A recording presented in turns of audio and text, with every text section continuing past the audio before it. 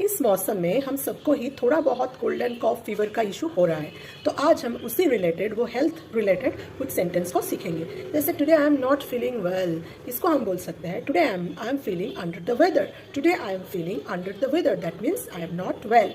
I have fever, I have fever, okay?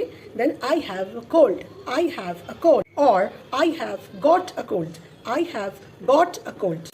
I have a runny nose, my nose is running. सर्दी के कारण jump हो जाते हैं हमारे ये, तो उसको हम बोलते हैं stuffed up. My nose is stuffed up. या I have a stuffed up nose. I have a bad headache.